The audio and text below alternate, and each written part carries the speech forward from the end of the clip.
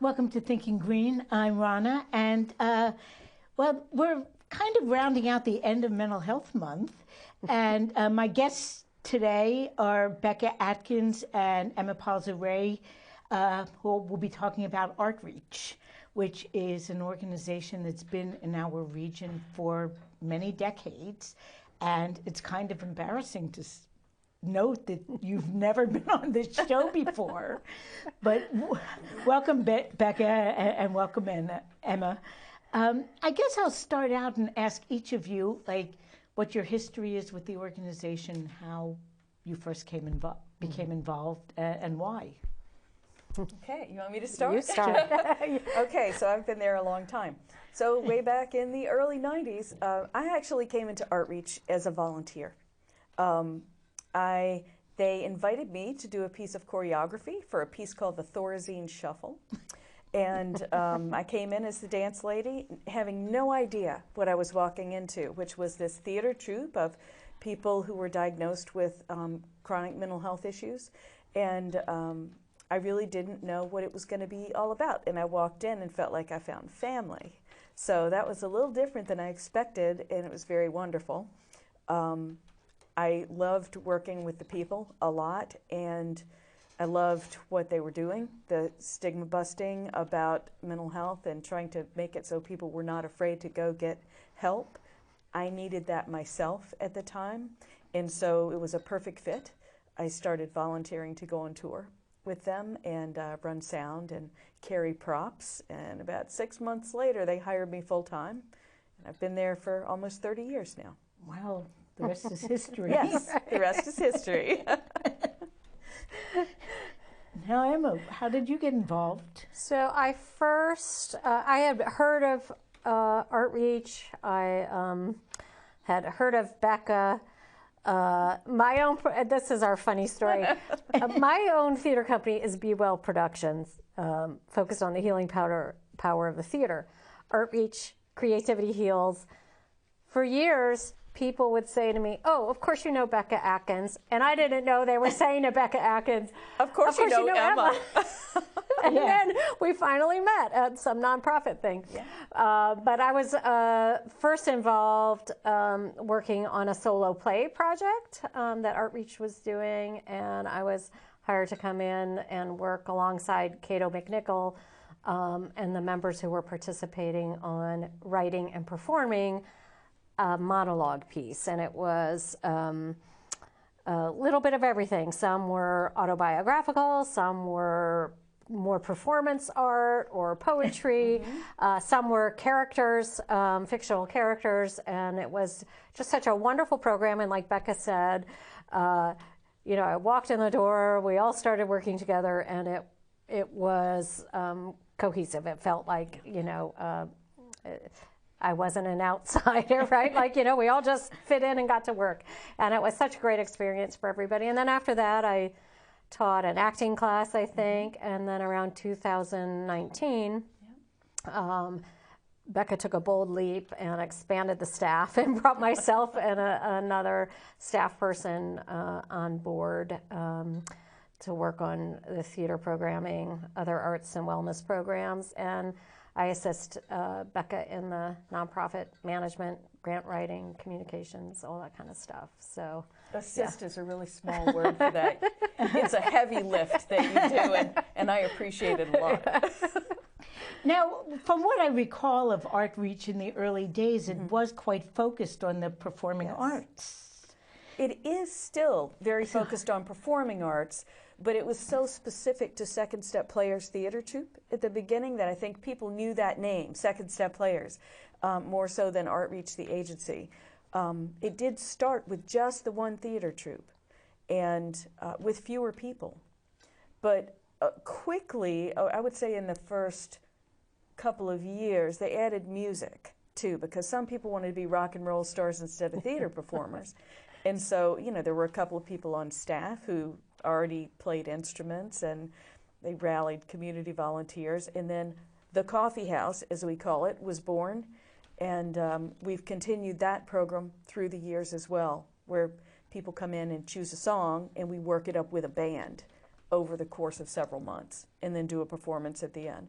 So then for the next long stretch of time, the main three components at Artreach were the Second Step Players Theater Troupe with one big show at the O'Neill with a debut of brand new material every year, and then touring the Second Step Players to, you know, provider organizations and conferences and schools, and then the coffee house. And those were the three parts.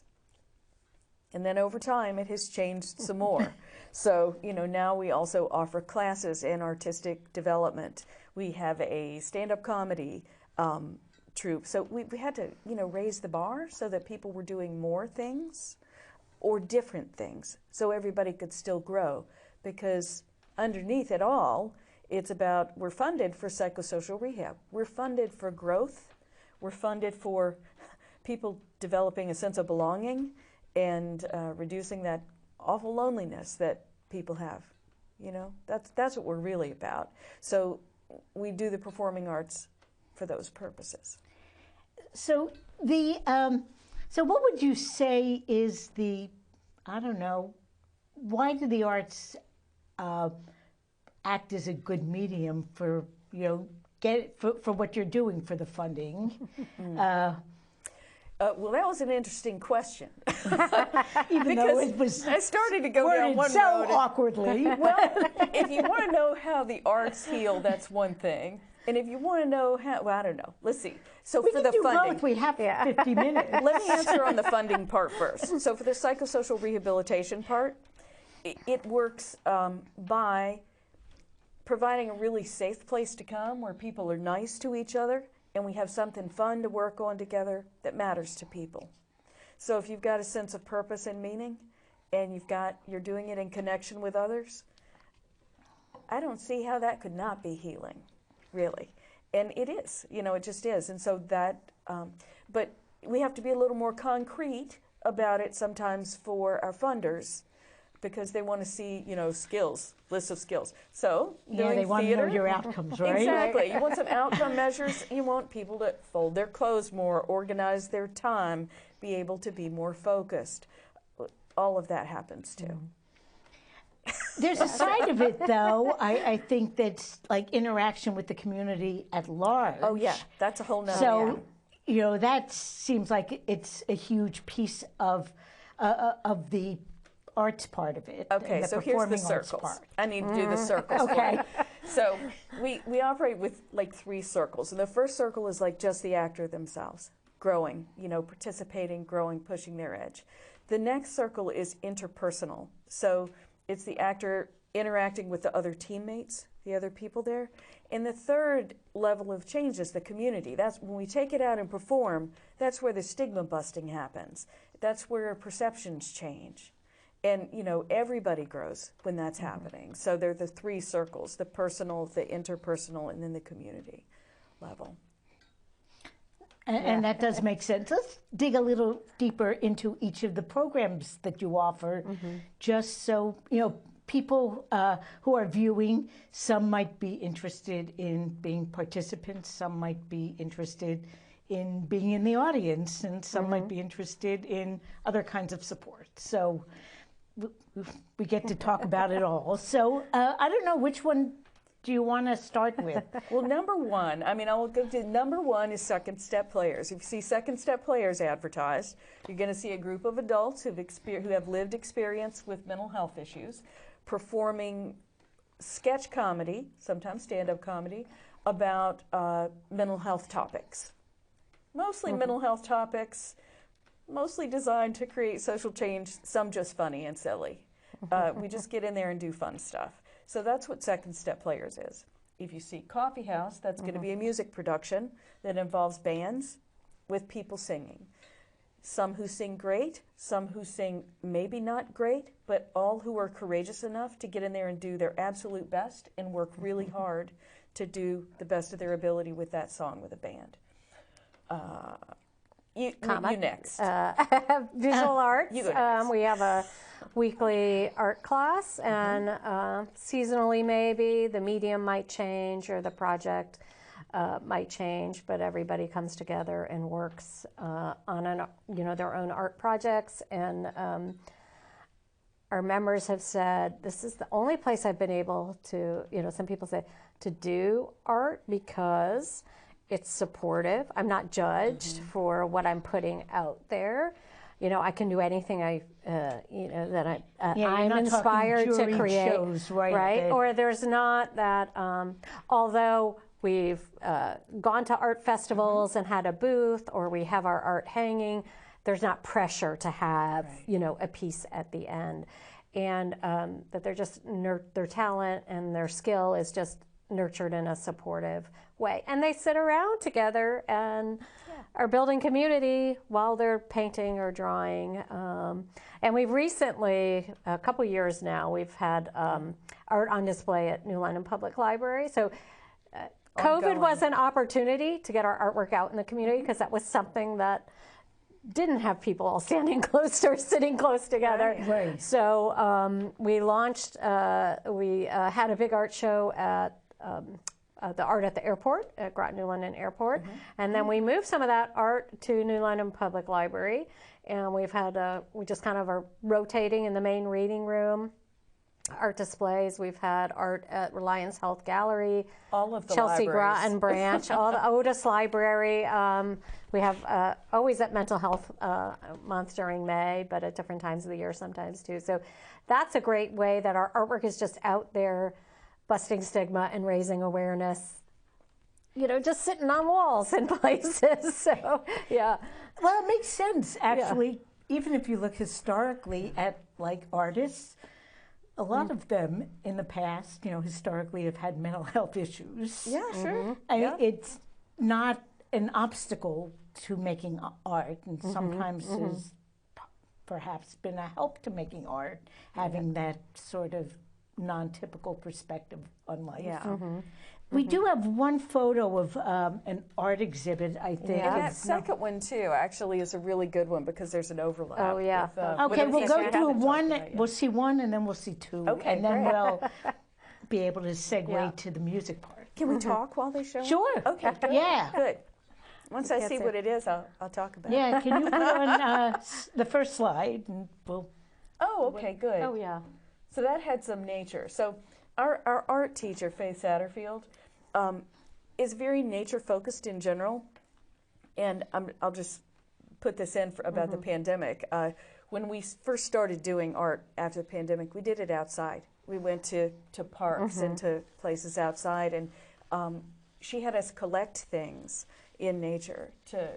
She's just very creative. So that was leaves, that we found outside on that particular slide. That they made art from. Yeah, they're there. They're leaves in the middle, and people had different expressions of the leaves. So that was neat. And then that second slide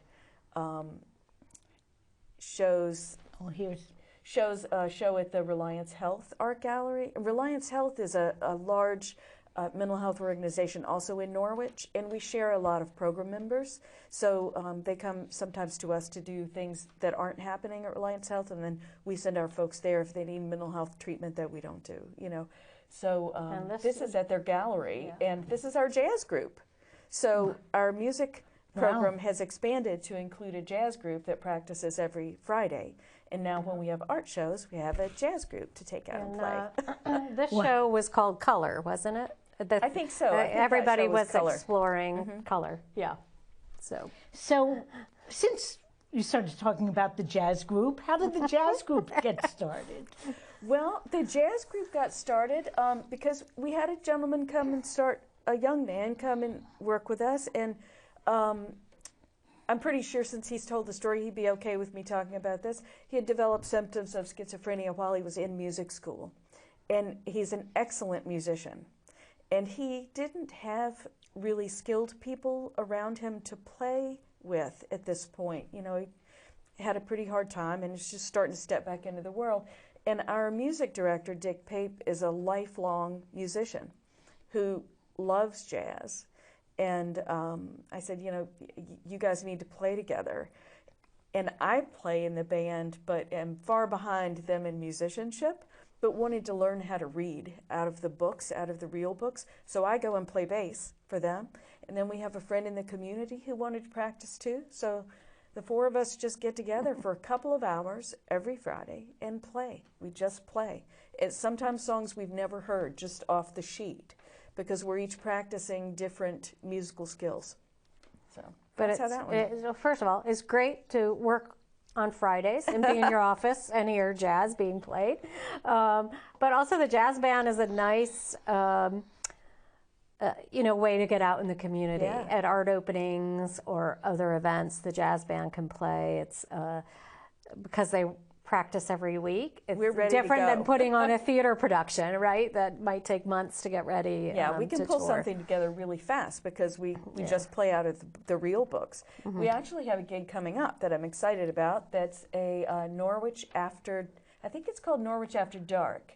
Not Norwich After Hours, Norwich After Dark, which is the kickoff to the Rose Arts Festival this year.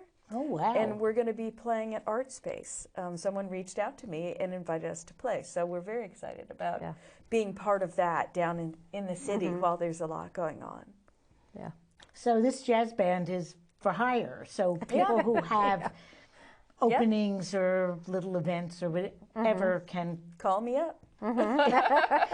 get the band. Yeah.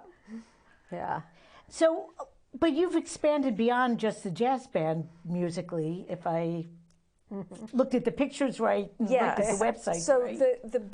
the big production that you had, which I think, let me see, I can tell you what number this is. It's probably picture number 5. Okay, It's we'll try picture number 5. picture number 5 is probably the illustration. So that's the coffee house. The coffee house has been going on for many years, but that is a music project that lasts about 3 months that involves a lot of people. We usually have somewhere, there we go. So this was the last performance. We have 2 house bands, and then program members pick songs that they want to sing, and we provide backup singers and, accompaniment with the band. This year we did an all Beatles show. Which was fun. And to give you an example, so the Beatles Coffee House was coming up. The art classes were working on the theme, Here Comes the Sun. Oh. So we had a pop-up art show in the lobby of Chestnut Street Playhouse where the performances were, and art show and sale. And so that also provides members with a little bit of income if they sell some artwork. And more than that, confidence, right? Somebody bought a piece of my art. And that was it was a real fun event, the whole connection with the theme of the show and the Beatles music. And it wasn't December, it was November. October. It got rescheduled so many times. I think it was December when we finally got it on the stage, wasn't it? Yeah, because of COVID. The coffee house was in rehearsal of March 2020. Then was to be fall of 22, and it was still rescheduled because later. We kept getting bumped. The two of us in the band got COVID 2 days before the show. And so we had to stop, and then the theater had an issue, and so we worked really well with the theater. I mean, sideline benefits. It's just a way to up the ante on working together. We worked together really great in some very difficult circumstances to get both of our shows up at the same time. Right.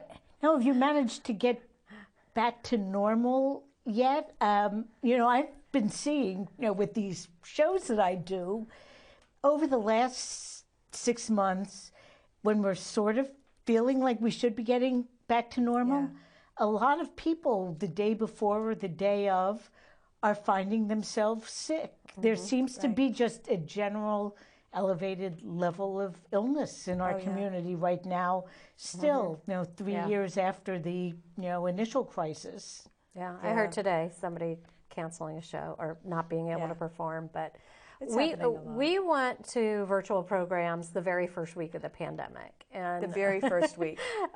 We took 3 days off to figure out what we were going to do. Because our stand-up group met with the stand-up for mental health leader is in Canada. So we had been doing that on Zoom in December 2019, right? For years. The we months had been before, working with him for years on, So you were all ready for like first a on virtual Skype world. and then on Zoom. I had worked with virtual interns, from across the were. country. I'd been doing virtual creativity coaching. So I'd already been using those tools, and I was really excited that other people were going to use them now. And we had actually talked to Pfizer in February of 2020 about, because we had just done this program, and say like, gee, if we could get computers or technology in the hands of our members, they would have so much more flexibility.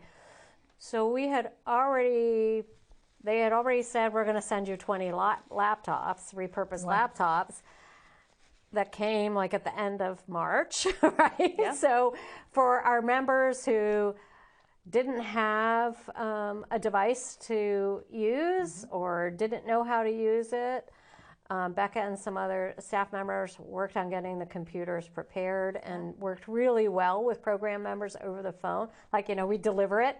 We drive up and drop off a computer, then go home and get on the phone and, coach somebody through how to connect to their internet, how to log onto Zoom, how to create an account. And real fun story, because that was March, right? A lot of members were still like, I'm still not going to get email. I still want everything in the mail. The growth in people's ability with tech was huge. That by the time August came around and we decided we were going to do a virtual Second Step Player show, we had written sketches all summer. Now, really, take a moment and appreciate this. We're going to do some live theater and adapt it to Zoom. Right. When that was early sketch comedy. That's like making Zoom. a movie. Yeah. That's not like being on stage. Right. So we took a leap. Right. But you had your internship before COVID hit. But not theater. That's a different animal. And theater was Corinne, our other theater person on staff. She and I were kind of watching how it was evolving, how theater companies were like, everybody was, let's figure this out. Like, here's how we solve this problem. Here's how we adapt this. But by the time in August, we had group auditions on Zoom. Everybody who wanted to audition came, not a single technical glitch, and everybody was comfortable, like cold reading on Zoom with other people. It was like at the end of the auditions, I went, wow, that could not have happened 6 months ago. And then from September through December, we rehearsed the different sketches separately, directed them for Zoom. We pre-recorded the sketches, but broadcast the show, like Becca was live between the sketches. Yeah. And that show was seen by 1,700 people. More than you could. It's more than you ever get. Which was like phenomenal, and it got such a great response. Yeah. We thought it would have a real short shelf life. It was called Stir Crazy Comedy from the Pandemic. Right. But we still read some sketches. It lasted much longer. It was topical much longer than we thought it would be. Yeah, and so I'm going to come back now to your earlier question about what we're funded for, the psychosocial rehab. In doing the theater, so here people got up and running on technology, but they also learned really good Zoom etiquette. How to mute in a meeting, right? How to turn your camera on and off. How to know what you're seeing and how to control it. So, and still, a lot of people in Zoom meetings are not doing that great with that. But they were doing really well with that because they had to enter and exit. They had to enter and exit the And everybody's stage. in their own house, right? So they had to be responsive. If we dropped props off at them, drop their script off with them, right? They had to be responsible for their own things when it was each sketch had a set rehearsal schedule. So, you know, they had to be accountable to the schedule. They had to be set up and ready and have their props and whatever they needed ready at their rehearsal time. It was huge for skill building. Yeah. And it was huge for skill building of staff. I mean, I had not done broadcast things. We had to figure out how to do broadcast stuff. Yeah. You know? So here we've made the show. Now we've got to figure out how to stream it online, you know, and how to let it go to YouTube and Facebook and, you know, all at the same time. And how to tell other people how to watch it. That was really fun, right? And how to tell other people how to watch it and coach them about how to see it. And it was a lot. Here's a fun thing that we did, because we also realized, like, thinking about the psychosocial aspect, people weren't going to have a curtain call, right? Like, people wouldn't be in the room together to hear people laugh or to have that shared experience. So we thought about, how can we create that? So we did a curtain call where we set an appointment with each cast member. Corinne and I showed up at their house with our device to record. And we said, okay, you're going to come out of the door and take a bow. And we applauded. We stood on their sidewalk and applauded and cheered for them and recorded as they took a bow. And then we edited that into a... So they got to have that feeling you had that virtual being applauded. And we did little opening night bags that we delivered to every cast member's house, so that... they'd have them for the cast party. So they'd have, like, you know, they'd have... and there was an article in the newspaper, so we got a newspaper for everybody and put that in, so that there was a sense of we're all having this shared experience. Because sometimes, you know, we've all felt that on Zoom, right? Like, you feel a little disconnected from other people, and we thought, how can we connect this for people? And and then we had like a Zoom link for the cast to come on after the show. And as it turned out, you could connect to a whole lot of people outside of your own community by going virtual. And last May, we did I think it was last May, because it was Mental Health Awareness Month, I think, maybe. But at some point, we can't keep track of time. Which thing we kind of did it at Groton Public Library, showing the sketches, the videos of the sketches with Becca speaking in between. And we went, oh my God, we can hear people laughing. It was such a treat. That was kind of putting our toe back into the water. Like, when things were first opening back up, like, how can we haven't been rehearsing, and to rehearse for Second Step Player Show, for a live show, takes a few months. I mean, we give people a lot of time to really learn parts and get comfortable with it. So we didn't want to have this 3 months of downtime when people were wanting us to be out there, and people were reaching for us and saying, what are you doing? You know, we need a thing. So we took a screen out, you know, and a projector, and showed that show. And then the actors came so they could answer questions, and we spread out in the room. So we were there, and that was our first stepping back in. It seems like the world is still kind of slowly stepping into, you know, doing things in person, but I'm not sure we'll ever totally get back. So on the performance arts, though, there's one half that's the performance side, but what about the writing side? I'm guessing that you have a program that works on that part of it as well.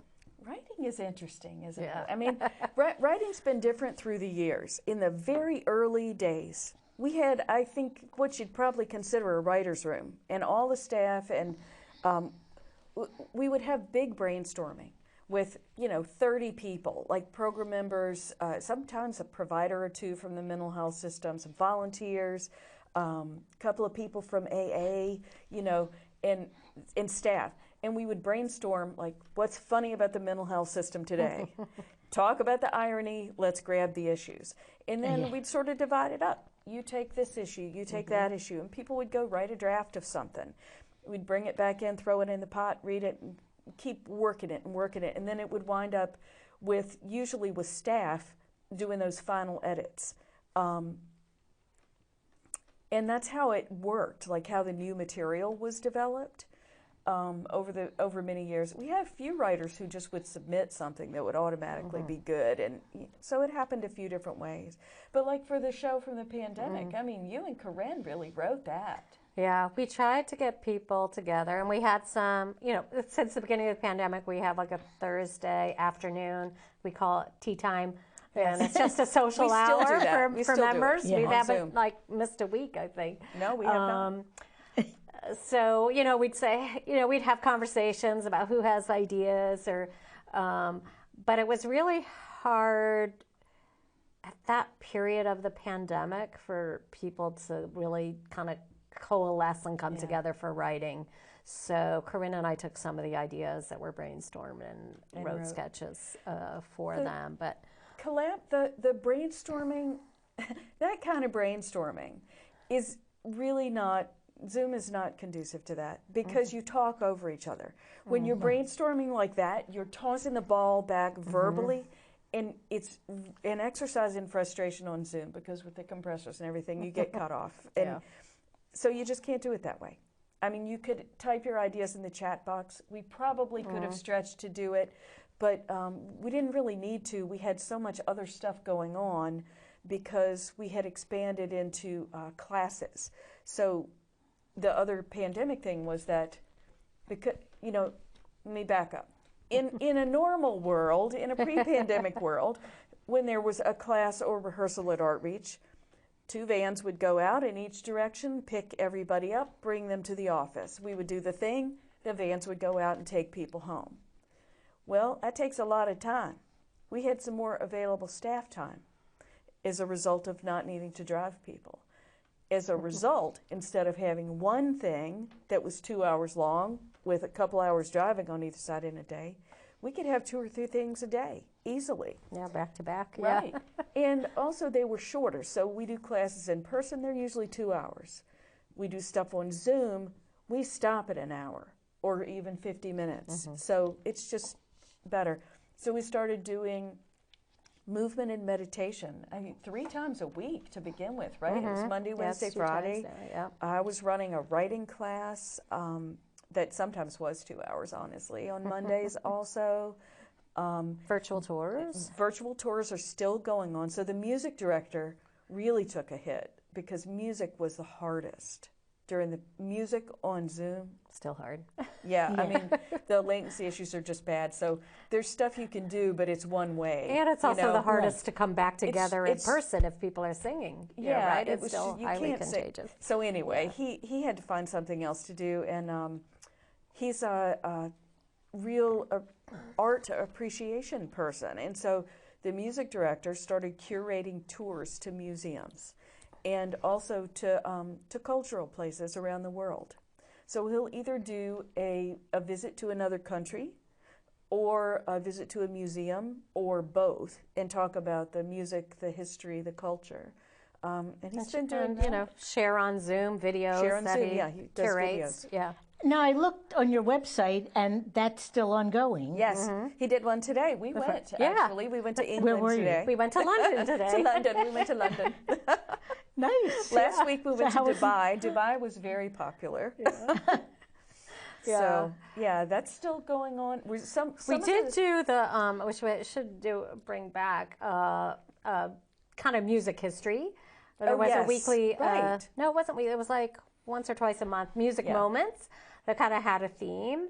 And Dick and Corinne would curate some artists to feature and place, find some videos of their music. And that was really informative and entertaining and a great virtual program. Yeah.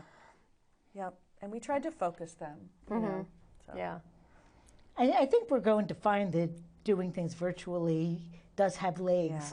Even though we'll be coming together in person, I hope a little bit more than we have. But I keep seeing, I saw on your website, but I see other organizations also retaining some of the Zoom things that were really successful. And for some of our program members, it really opened it up for them. We have, several members who previously maybe only were able to come to 1 or 2 things a month, but attending on Zoom was much easier. easier because there wasn't travel time. You know, it was much more flexible in terms of that, but it just really provided for them that connection and that activity and focus that they say to this day kept them going. You know, that has been the lifeline to be able to just say, oh, today's Thursday, I can go to this at 2 and I can go to this at 4 o'clock. And I don't have to plan ahead or make other arrangements, and I just turn on my computer and I'm there. And or if, well, we've been able to accept members from beyond a driving distance, which has been great. And also, if somebody isn't feeling well or on a, like, you know, particularly with art class, some people prefer to come in person, but if that doesn't work on a given week, they can drop in on Zoom, right? Because so it's both. She does that's cameras. A hybrid. It's a hybrid class. Well, hybrid is tough. I'll tell you. Hybrid is tough, and the art teacher just is very She's skilled. very good at She was the first person who was really doing the online and the in-person at the same time among us, and that has worked. That was a real gift. She had the 2 camera angles going, one on her canvas so you could follow it. She did like the paint parties, like when you go to a bar and do. She can do those things great on Zoom, you know. So also, you know, it's better for introverts. It's been harder to go back for those of us, and I am including me, even though I'm out front all the time. People don't believe it, but it has been harder to get back into the world. And it was, for the people who were introverted, it was a gift to be able to stay home and still connect with others. And there was so much room for that it was really good. And I was very happy for the people who were able to step in and connect more than they'd been able to, but who had always wanted to, and they just couldn't get over that barrier of getting in the car, getting in the door, having to be in a room full of people. So there's so much more available. Yeah. There's still, it's at about this point in any talk that I have to stop and say, there are only 4 of us, only 4 staff at Artreach. So when we talk about this and I hear all this, I'm like, oh, we're doing enough. Yeah. Sorry, I laughed so loud. Yeah. Well, so the one other thing I had seen, in addition to, you know, the performing arts and the visual arts, was the wellness stuff. Is that a fairly new addition to what you work on, or has it always been a piece of it? It's always been an undercurrent. It's always been an undercurrent. So, you know, we've always taken time to. That just exists in theater, you know, to stop and connect with your own body, to really focus. But in about 2008, I made an attempt to really pull in the wellness. We did a collaboration for a couple of cycles of trainings with the Center for Mindfulness at UMass, the John Kabat-Zinn folks, who came in and did mindfulness classes, mindfulness-based stress reduction, and that was really beautiful. But we couldn't sustain it financially. We didn't have extra funding to do it, and it was sadly an expensive proposition. I brought it in because I had extra funding, and that's something that's helped me a lot, and I wanted to give it to other people. You know, I knew that our folks would thrive and that they weren't going to be able to go off to one of the retreat centers. So I'm happy that they had that opportunity. I was sad not to be able to sustain it. However, other people in the state have. And so I'll put in a plug for Advocacy Unlimited, which used to really be just advocacy, but they're doing tons of wellness now in the way that I had hoped Artreach would be able to. But because we couldn't, they're doing it. We'll send people to that. And, you know, we focus on expanding what we can. We have included some stuff, though. Like, we're still doing the movement and meditation thing on Zoom. And I would call Bullet Journal a wellness class, too. So there's some support group type things. Bullet Journal is about organization. It's about, managing. It's developed by somebody with ADHD. And it's a fluid way of managing your schedule. We've had staff, community members, and program members come to that and benefit. And we just from the support. You know, it's kind of like, supporting people and developing their own daily practice with it, whether you kind of write out every morning what you hope to get done that day. And then we come together once a week, kind of check in and have, some working time to get our journals We did that today and too. plan ahead. We went to London today, and we went to Bullet Journal today. Yeah, and again, like a member who kind of started near the beginning of Bullet Journal, who's stuck with it, has just seen such transformation in their life. Yeah. From dealing with work situations to clearing out their physical space, developing habits that they really wanted to have. So that's been really a joy to see. Yeah. And that supports everything else, right? So, And yeah. Emma, I don't know, how are we doing on time? We're doing okay. minutes, We have yeah. about 10 minutes. So we have to talk about do. the waiting room, right now. Yes. So the other thing that kind of came out of the pandemic is early on, we were talking about not only the pandemic, but all the other things kind of going on in the United States and George Floyd's murder. And we kind of said, gee, we have all this theater for social change, experience, and knowledge. Why do we only address mental health in our theater for social change? Everything affects people's mental, right? All these social issues affect people's mental health. It all goes together. So we did one grant that we received was to put on its feet virtually a play addressing systemic racism, like using a fictional workplace to kind of raise conversations about that. And we toured that to 10 sites, our mental health partner agencies and several libraries. And out of that grew another project that we have received funding for, which is now called The Waiting Room, which is an original play. The first play was a script we had found. The Waiting Room is an original devised theater piece addressing racial disparity in mental health and healthcare. And so they put that picture up. Cast an ensemble in the fall and brought them together for a residency. That's at the Dragon's Egg in Ledyard, where over 2 week, 1 week virtually, 2 weeks plus or minus in person,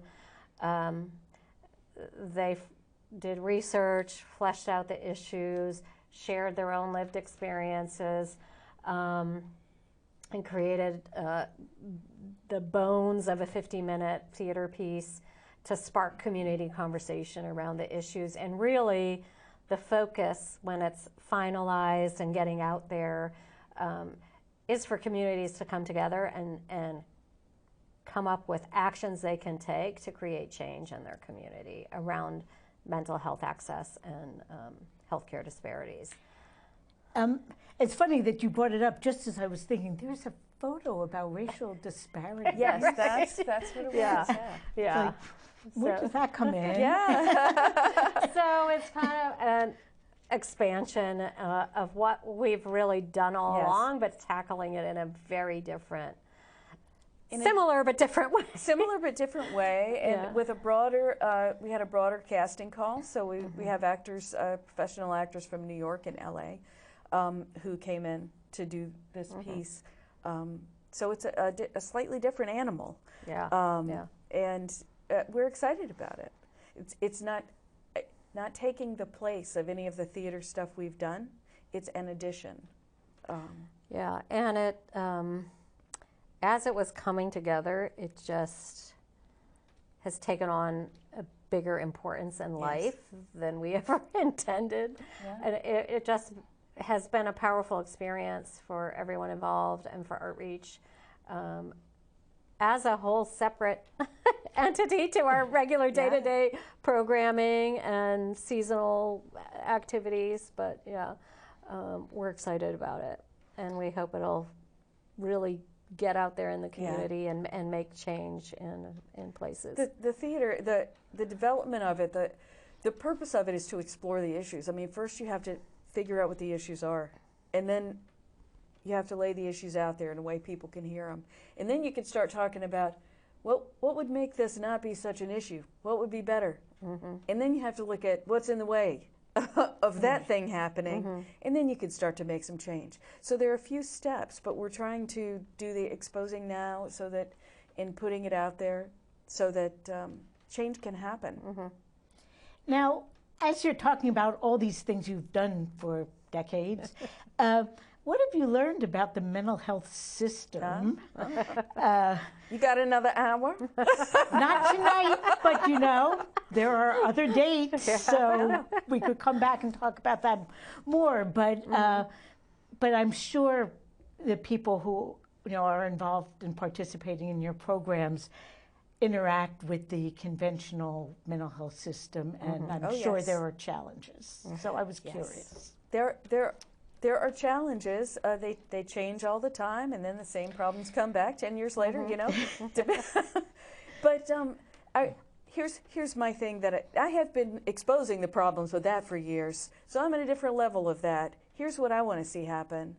I want to see a focus on prevention, because I believe that early intervention, that prevention, that reducing loneliness, that creating a sense of belonging, I believe that stuff can sometimes knock a mental illness off course before it ever grabs a hold of somebody. That's not always true, and it's not true of all diagnoses. But getting rid of the loneliness and the lack of belonging, that's true of everybody. That's part of the human condition. So in some things, basic, your anxiety and depression, a lot of that, some of that is situational. Not all of it, some of it. And you can change that before it ever happens. But there's not a lot of focus on that. And if somebody develops, connects with drawing or connects with writing poetry or, whatever artistic practice, when they're having a bad day, if they have that instilled in them, I'm going to go take out my sketch pad, or I'm going to take out my notebook. That can shift it for them. They can plug back into themselves, into their own sense of meaning and purpose. And, if you're unplugged from yourself, you're kind of spinning out there. So it's a good thing to be able to recenter. Or if you turn to social media or turn on the TV or a video game, right? That's not the same as engaging your body and mind in an activity where you're processing your emotions, expressing yourself, and creating something right in front of your eyes. Right? And people need access to people. I'm talking all humans. I'm not talking about just people in the mental health system, but everybody who's having a hard time needs access to somebody they can talk to a therapist, a counselor, a coach, a somebody. And that's different for different people. Some people need a group like AA, but to be able to find what that piece of support is and to not have the barrier of, stigma. I think this stigma has gone away a lot. People are much more likely to reach for help, which is great, and I'm really happy about it. Now the help is not always available, and it's going downhill. People are leaving the profession. Therapists are burned out. People aren't being paid well. The rules are changing about when you can and can't do telehealth. It's becoming more difficult. People have come to count on telehealth, and it's becoming more difficult. So I'm real worried about that. I want people to be able to have access to care. It actually sounds like there are like two different levels of advocacy, and not everyone can do both, but one is to make our policies more human friendly. Yes. Because I echo that. I do, one of my groups that I'm involved in is for universal health care, which includes mental health care, which includes reproductive care, which includes care that people with disabilities need, which is very, very often lacking. But then on another level, it's how can we help people be more resilient in spite of the challenging externalities going on? Yeah. So I'm told we have 4 minutes left. So in that 4 minutes, maybe you can spend some time telling people how they can be supportive or get involved in some of your programs, or somehow interact with your organization more. I will say there's one public thing that's coming up soon that would be a great thing for people to come to, which is Make Music Day. On June 21st, 2023, it's actually June 21st every year, but we're hosting Make Music Day events, including a drumming circle that's going to be taught by Jacob Graham. It's going to be really fun, and we have some drums on site. Oh yes, and there's a picture from last year. Yes, and no skill needed. You can just come, and he's a wonderful teacher. He has done this a couple of years for us, and it's been really fun. So that's at 1 o'clock on the 21st. I think before that, probably 11:30ish. I'm ballparking that when the jazz band is going to play. And I'm not sure what will happen after that. We may just hang around with guitars and see what happens. Yeah. But we're going to do that either outside our building or else in our basement classroom space, which is developing into an art gallery. We're making an art gallery in our basement right now. Yeah. So there's that. I'm also working on a form online. It's not currently on our website, but it will be soon. That's an interest form where people can express their interest and get a phone call from one of us to talk about what's a fit, how you might engage. It is no longer true that you have to be receiving services from Demas to come and do stuff with Artreach. If you've been through a thing, you can come do something. Yeah, and because of all the COVID and ARPA funding and other funding from the Connecticut Office of the Arts and Connecticut Humanities, we're able to provide services to anyone who feels that practicing art would be good for their mental health. Yeah. Which actually is everybody. Yes, right. That's everybody. So that means you. That means you. And as you referenced, there's a calendar on our website homepage. And the website is Artreach Heals. Artreachheals.org.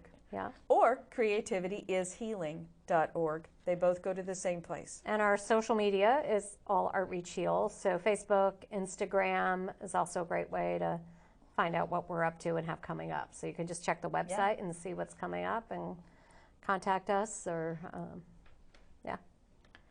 Well, thanks to both of you for talking about Artreach. Thank you I can't for letting believe we've had this show since 2004. I can't believe we've taken 20 years to have Artreach on the show, but I'm glad we got to that point. Thank you for having us. Thanks to both of you. And and Corinne did make it into the photo at the end. Good. Yes, we go to things in the community. There we go. Yeah. We didn't even talk about that. No, we part. didn't talk. We do real life field trips too, not just virtual ones. Real life. To the Wyland Whale. A lot of people came to New London for that unveiling of the Wyland Whale. Yeah, that was fun. So thank you so much for being on the show. And just for everyone else who's watching, our show last week was about the Living Ecosystem program that's going on at Riverside Park for elementary school kids and their families this Saturday, 10 o'clock. People can show up, or you can go to the website, riversideparkconservancy.org, and sign up. So, come and spend some time with nature and maybe do some art in the park. I'm not sure. I'm not the teacher. I'm just the PR person. Yeah, cool. So thank you, and we'll see you all next week. Thank you.